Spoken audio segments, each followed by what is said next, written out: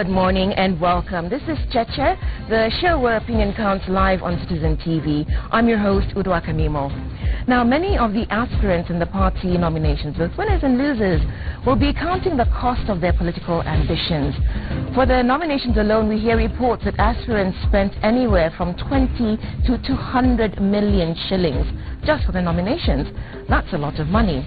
And to help ensure transparency and accountability during campaigns, the Independent Electoral and Boundaries Commission, the IEBC, asked political parties and candidates to register their campaign teams and campaign account details.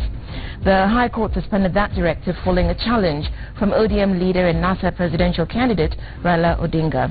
We'll explore this issue with today's guests, Domingo Magara, the chairman of the Center for Multi-Party Democracy, the CMD, and Irungu Houghton, an associate director with the Society for International Development, and a member of the Red Card campaign, which you'll no doubt be telling us about. As always, we have the panel of Mutegi Njau and Charles Odhiambo, both of Royal Media Services. And so, gentlemen, good morning and welcome. Good morning. I'll start with the panel first, just for some context on this issue of campaign finance integrity.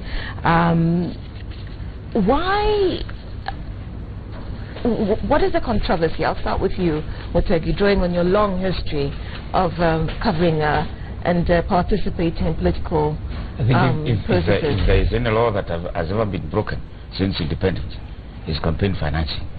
There was a time, in fact, they used to have the maximum was 40,000. 40,000 shillings? Yeah, not even million.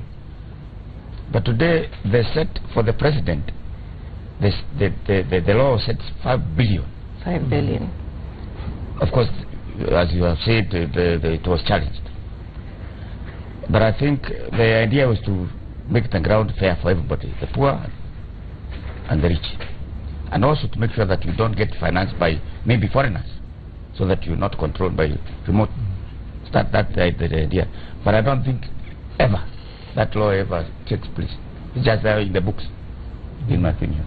Charles, your perspective? It's quite interesting that members of parliament, the people who are actually supposed to be generating some of these laws or maybe passing them so that they can have campaigns and elections done in free and fair grounds, are not very comfortable, because like Mutegi here says, it provides that leverage that they really need to ensure that they get back. Because you remember one of the guests here we had some time back said election is about the 2 B's, the billions and the base.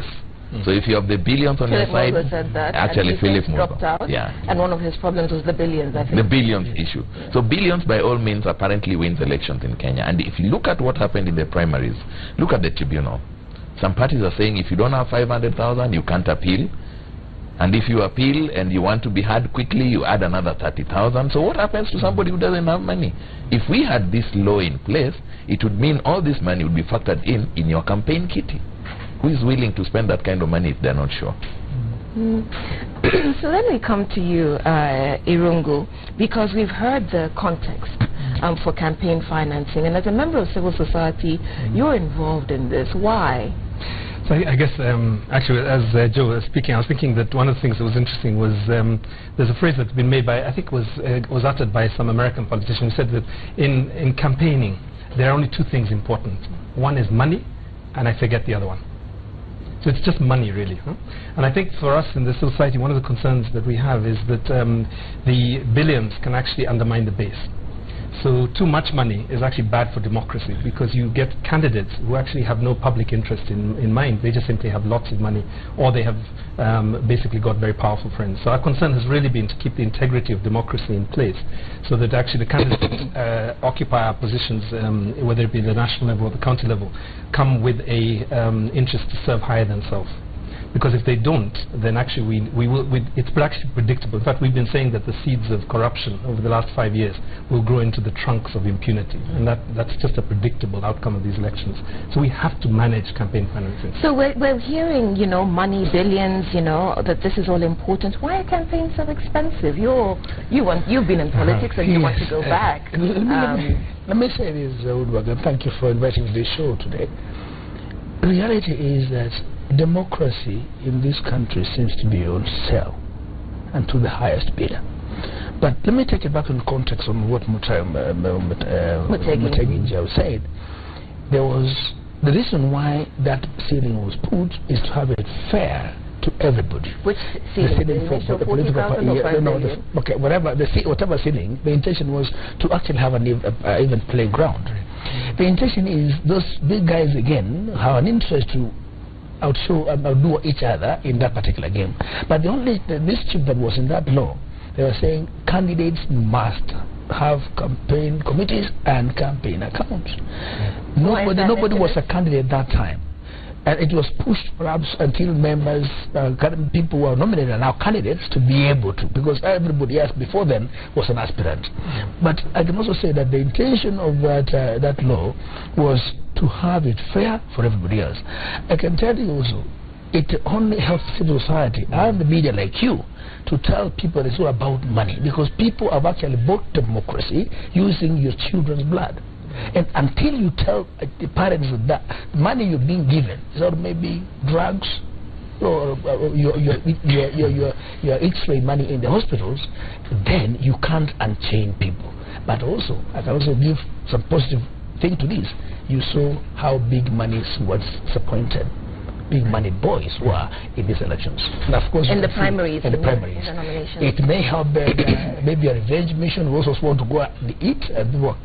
Grouping to elbow others to sit in place, but basically it told us that it doesn't matter how much you have, people voices can also undo your business. Let's go back to where you talked about mischief and the law, yes. Because we already have an Election Finance Act, right? And what happened was that the IEBC then gazetted ceilings for expenditure.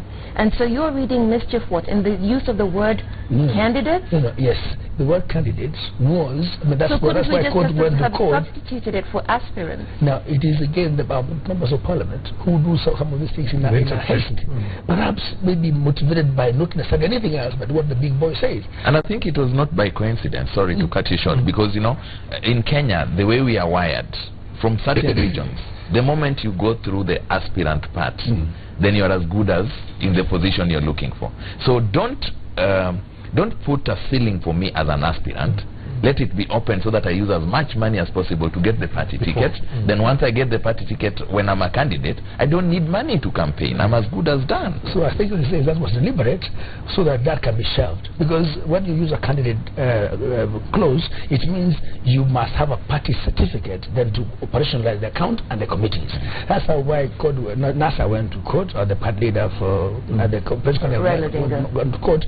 But I think it was again to unchain. And I can tell you also, frankly, some people buy these things as certificates. So if you cage them in terms of primaries, when are the big boys going to get big loot? Some of these things is serious business. I mean, what's missing, I think, in terms of analysis, and Odwak, you asked me this question as we were preparing for the show. One of the things was who's actually documenting this, real time. So we are seeing, helicopters during the funeral of the late Nyeri governor. We saw, more helicopters, I think, than we've ever seen in one physical space in this country, except maybe at Wilson Airport. And the question is, who's actually documenting There was one that went to a wedding. Yes. There was a wedding in Meru where they went with many helicopters, and of course, we know the character. We came to know. So where are these helicopters coming from? And what's the cost of maintaining them, and what's the cost of... I mean, I think there are three major costs. And I think to look at it from another perspective, elections are costly in the sense of even legitimate expenditure. So if you have there are three major costs, and I think Omingo knows this much better than me, but, there is, I guess, advertisements, and each advert that we're seeing is, upwards of 800,000 shillings per advert, per billboard. Large amounts of money.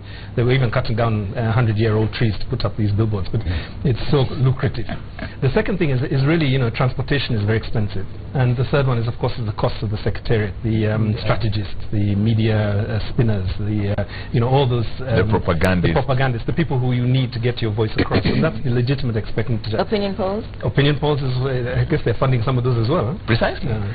So I think the thing is actually to look at what's the cost of all this, and some of it is legitimate, and some of it, of course, is illegitimate beyond the scale. It's interesting that we went into choppers, because Mutegi, that's your favorite question when we have aspirants, candidates. Where's your money? Where's your chopper? How will you traverse the country? So have we bastardized the process? I think so. I mean, Look at this girl who came here to be senator for... The young lady, not the girl? She's a grown woman. She was underage? The young lady. No, he doesn't mean that. No, he seems to be suggesting that she was underage, but she's not actually. No, he's our uncle here. It's different. It's a big issue. To me, she's a little girl. She was not a minor. No, she was not a minor. I think you're right. Thank you. Where she said she had a car, she was traveling from village to village. She didn't make it. She didn't get anywhere. Because the big guns, the big guys, those choppers. Most states used to fly choppers all over. He didn't make it. He didn't make it. Although some, the choppers. Also, the choppers didn't make it also. But again, quite an interesting scenario here. You get somebody who is moneyed. People say, no, this person does not, he thinks he can buy our vote with his money, so we are not giving him the opportunity. You get somebody who is dead broke, has the idea, has the qualities of a good leader. People say, no, this one, if we elect him, is going to eat our money. Right. So where exactly do you strike the matter? But let me say this. Complex. Let me say this. Even if that ceiling was to be passed, because now I believe that matter must be addressed if that law is to be implemented. After people get their certificates, their candidates therefore, that law needs to be implemented. Once one of the colleagues here said, how do we then, we have the capacity to do that kind of accounting and tagging what cost to what we have spent? And I can tell you, that the monies that have been tagged in there is to make it impossible for other people to run the issue. Number two, you're making it so difficult to others and enabling those ones who have stolen to even go and steal more. Because how do you say that you want to invest $500 million Kenya shillings as a governor? Surely what returns you want to achieve at the county except stealing from the people again? There's no business you're going to invest and get $500 million shillings net profit in 5 years. It's a joke. Multinationals don't make that kind of money in a year. So when you're putting it as a governor, $100 million net profit, because that if you invest, you expect returns, is theft. It's going to thrive at the counties, and it makes it big boys club to be in politics. I detest it, but I know Kenyans are wise enough. With the help of yourselves and this media, trust you me, this country can change. How much are you spending on your campaign to become senator? Can I surprise you? In my last campaign of senator, which I won, and I was never declared. Why? Big money yet again. Somebody, actually one sub-county results, I've returned my results from number 1 to number 3, courtesy of that big money thing. But what am I saying? In the county, in the constituency, I spent a little more than the county. Why? I went with issues and told them, look, these guys have been here since before I was born. I can't tag my money to match theirs. Please, I have an idea here. And for sure, the people bought it. Luckily, I don't run my profile. I was the chairman of the Public Council Committee and I've been in Parliament for a while. That also gave me leverage. But we need now to expose also good leadership who have issues, and media must play a critical role. I can tell you. Yes, and so how much? You want I to spent about again? 7 million shillings. That was the last time? Yeah. And now? I intend to spend a little less because I'm going to revise I'm going to the same seat and I'm going to do revision of my syllabus to get back to my A grade.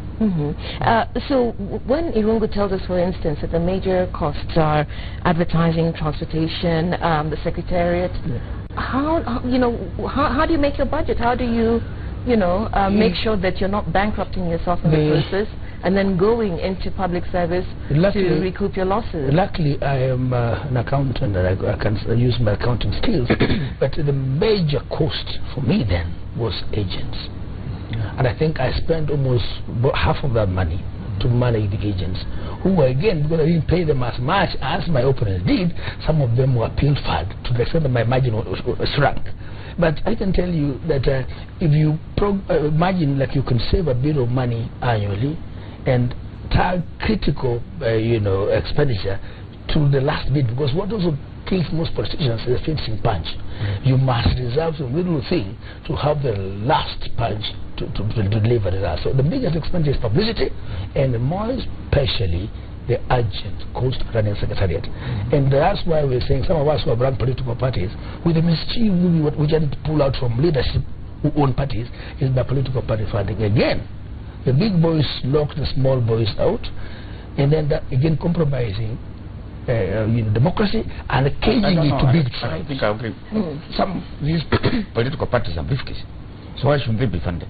If you don't have anybody in Parliament or MCA. So for the benefit of our viewers, I'll just point this out, because you brought up the issue of the funding of political parties, and the fact that it's the parties in Parliament that attract state funding. Yes. So carry on, Mutegi. What I was saying is that some people, there are about 50 or 60 political parties. Which of those are? They are not active.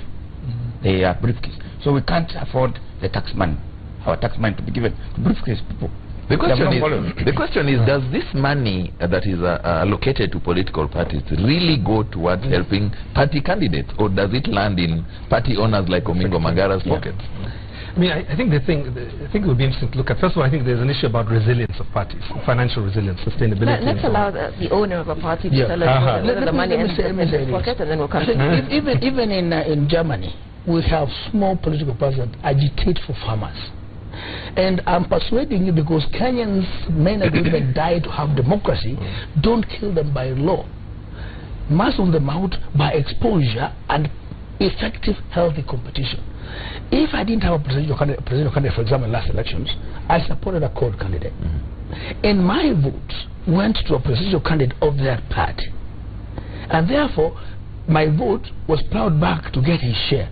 It's just like a father enjoying food on my table from firewood collected by the children. You invested in the political, in the presidential candidate of another party. But Charles asked you a straightforward question. Where does the money go? Does it go into party account or into your pocket as the owner? It goes to the party account, I mean the party secretariat, but essentially the big boys still dictate how that money is spent. So essentially it goes into the big boys' pockets. You remember the fallout in Kenya about the money? It was about the money. It was about money.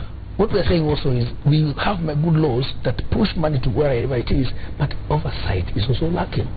And that's where the capacity to oversight is a challenge we have. We can have as wonderful laws as we want, but I'm saying don't kill political parties by legislation, let them thrive and fail. In fact, the 2007 Act was fair.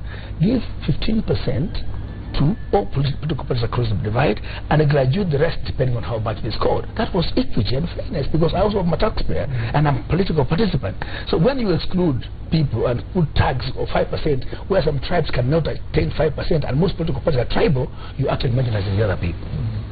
So I think I think what's interesting is, so in 2013 we did a book on elections, the Society for International Development. One of the most interesting chapters is actually on campaign financing. And the researcher at Tia Waris, who's an excellent macroeconomist and tax expert in the University of Nairobi, what she discovers is there are basically 4 streams of funding. Of course, there is party dues and membership, and I'd be interested to hear what proportion of the total budget that is. There's also corporate sponsorship. There are friends of the party, sometimes very shadowy, dark money sources for the campaigns. And then the 4th one really is the politicians' own assets. And this is where I think the inequalities begin to take shape. So the billionaires are able to push their way through because they're investing as shareholders in this enterprise called the political party. I think this year where we have to look very carefully is at those people who have basically been involved in entrepreneur activities and procurement deals that have given them billions of shillings. It actually is taxpayers' money. It's not legitimately theirs. Some of them are in court at the moment, but they're still being allowed to run. And this is the reason we formed the Red Card campaign, essentially to ensure that the public is educated on who is coming before you and what is their track record. And if they have legitimate sources of funding, that's fine. If they have illegitimate sources of funding, they need to be exposed, and in some cases they need to be actually taken before court for essentially violating Chapter 6. And the Kenya National Commission last week has requested the Supreme Court for an advisory on an interpretation of what does it mean to violate Chapter 6, because I think that will create some clarity. I think I wrote about this. There's about 7 different court judgments about what it is, what constitutes a violation of Chapter 6. We need a Supreme Court advisory that would guide all the courts around the country. Mutegi, you seem perplexed though. Because, as you said, people who have stolen, people who have... Remember Communist Party and Goldenberg. He formed a political party. Even Chelimo got elected through that political party, and he is not seen as a pariah. People ask him for autograph, you know. Not me.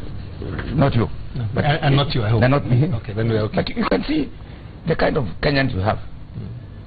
and you know, I don't want to mention them, people who have been involved in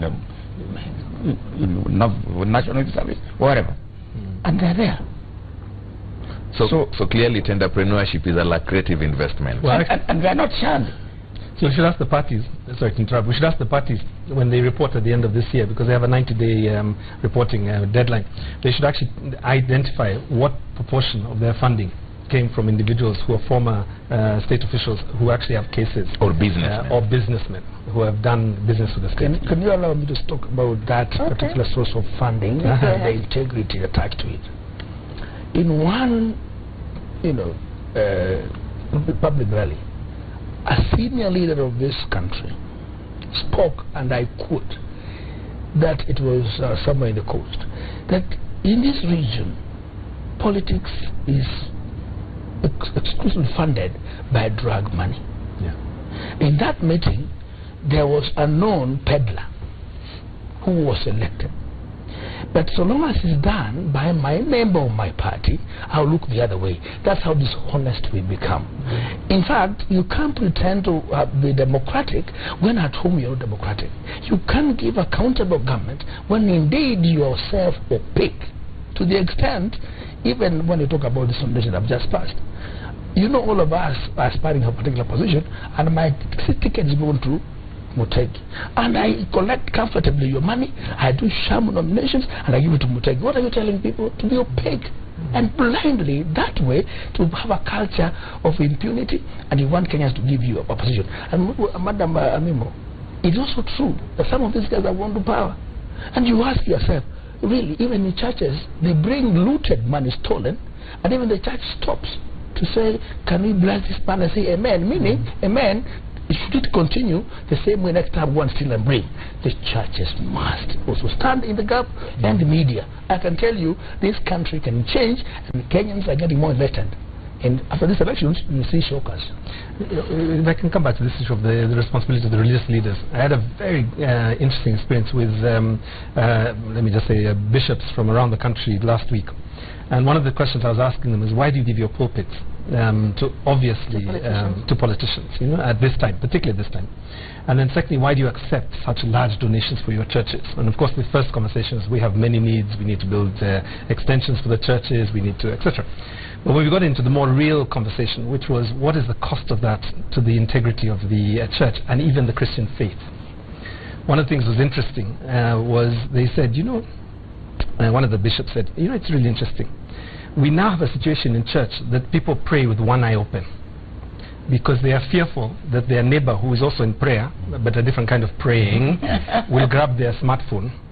Or when the offertory is being given, you cannot take out what you are going to contribute, put it on the back of the pew and pray, because when you wake up, that money will not be there.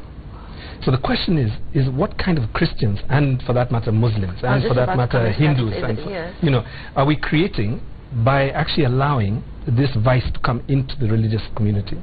I belong to the PCA, and they had a general administrative Presbyterian Church of East Africa. At Alliance Girls High School 2 weeks ago.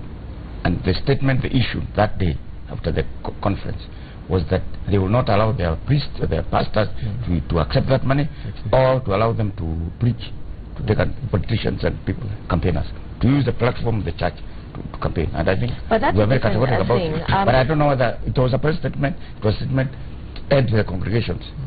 Whether it will be effective or... Mutegi, what are they saying? That are they going to allow the politicians to greet the church?